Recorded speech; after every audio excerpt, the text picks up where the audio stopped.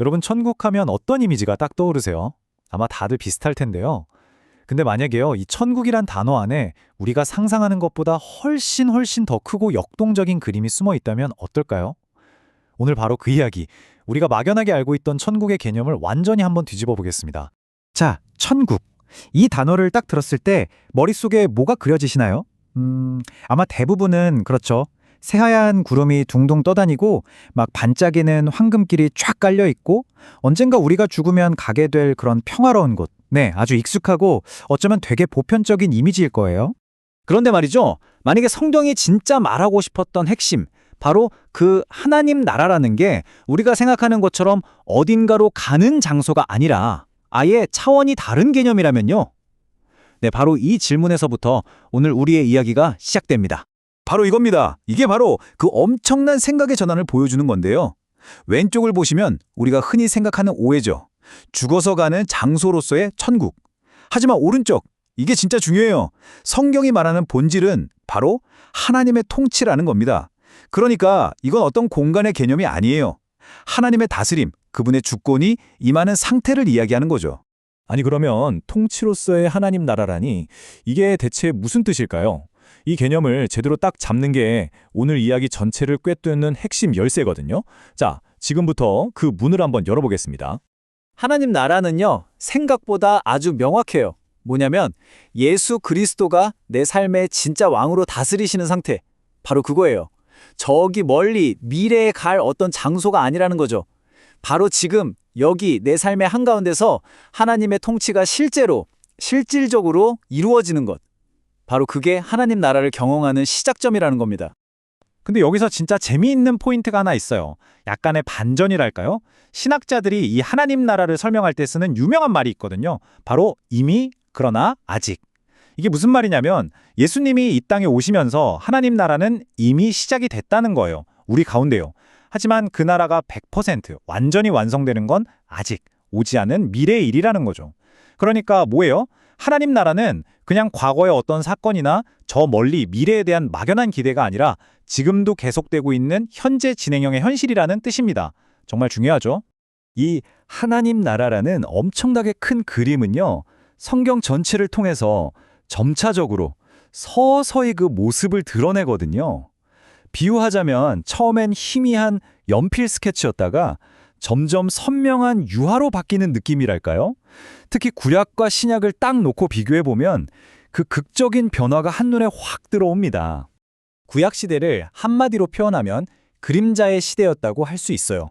수많은 율법들, 제사들, 이런 것들이 전부 앞으로 올 무언가를 희미하게 가리키는 손가락, 즉 그림자였던 거죠.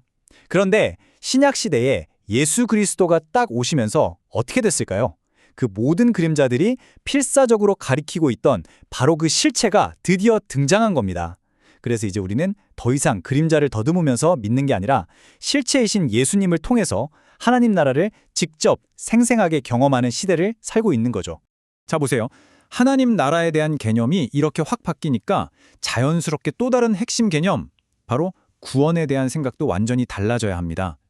혹시 지금까지 구원을 죽은 다음에 천국 가려고 들어놓는 일종의 영원보험 정도로 생각하셨나요? 만약 그랬다면 성경이 들려주는 이야기는 그보다 훨씬 더 스케일이 큽니다. 구원을 그냥 천국 가는 티켓 정도로만 생각하는 건 정말 큰 오해예요. 성경이 말하는 구원은요, 그것보다 훨씬 더 다이나믹하고 현실적인 개념입니다. 그게 뭐냐면 바로 오늘, 지금 이 땅에서 죄와 죽음의 힘을 박살내고 그리스도의 통치 아래서 완전히 새로운 삶을 살아내는 것. 이 승리 그 자체가 바로 구원이라는 겁니다. 이 영생이라는 단어도 마찬가지예요. 이것도 다시 생각해 봐야 해요. 우린 보통 영생하면 영원히 사는 시간, 어떤 양적인 개념으로 생각하잖아요? 근데 성경은 달라요. 하나님과의 관계라는 질적인 개념으로 이야기합니다. 다시 말해, 그냥 끝도 없이 길기만 한 시간이 아니라 하나님과 깊이 친밀하게 연결된 그 충만한 삶의 상태 자체를 영생이라고 부르는 거죠. 그리고 진짜 중요한 포인트, 그 삶은 죽어서부터 시작되는 게 아니라 믿는 바로 그 순간, 오늘부터 시작된다는 겁니다. 요한복음 17장 3절에 보면 여기에 대한 완벽한 정의가 나옵니다. 영생은 곧 유일하신 참 하나님과 그가 보내신 자 예수 그리스도를 아는 것입니다. 근데 여기서 안다는 단어가 핵심이에요.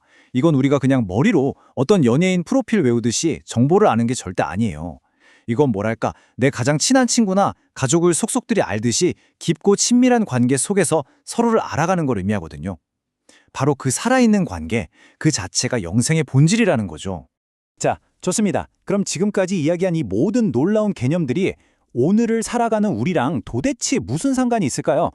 그냥 그렇구나 하고 지식으로만 알고 있으면 끝일까요? 절대 아니죠. 이 땅에서 살아가는 우리의 새로운 정체성, 그건 바로 하나님 나라를 대표하는 대사가 되는 겁니다. 사실 이 사명은 우리가 너무나 잘 아는 기도문에 선명하게 나와 있어요. 주기도문이죠. 뜻이 하늘에서 이루어진 것 같이 땅에서도 이루어지이다. 여러분, 이 기도는 그냥 그렇게 됐으면 좋겠네요 하는 막연한 소망이 아니에요. 이건 하늘의 현실, 그러니까 하나님의 완전한 통치가 이 땅의 현실이 되도록 우리가 직접 행동하겠다는 강력한 선언이자 우리의 소명인 겁니다. 바로 우리를 통해서 그분의 나라가 이 땅에 임하게 하는 것, 그게 우리의 미션인 거죠. 그럼 이 대사의 삶이라는 건 구체적으로 뭘까요? 생각보다 간단합니다. 딱 3가지요. 첫째, 하나님의 뜻이 뭘까? 계속해서 묻는 거예요. 둘째, 그 뜻을 내가 발딛고 서 있는 바로 이 땅에서 실천하는 거죠. 그리고 셋째, 내 삶 전체를 통해서 그분의 나라가 얼마나 좋은 곳인지를 사람들에게 보여주는 겁니다. 이건 단순히 주일에 교회 가서 하는 종교활동이 아니에요. 월요일부터 토요일까지 우리의 일상 속에서 펼쳐지는 삶의 방식 그 자체인 거죠. 이제 마지막으로 우리 스스로에게 아주 중요한 질문을 던져볼 시간입니다. 나는 그저 천국에 가기 위해서 종교 생활을 하는 종교인으로 남을 것인가? 아니면 이 땅에 천국을 가져오기 위해서 살아가는 하나님 나라의 능동적인 대리인, 즉 대사로 살아갈 것인가?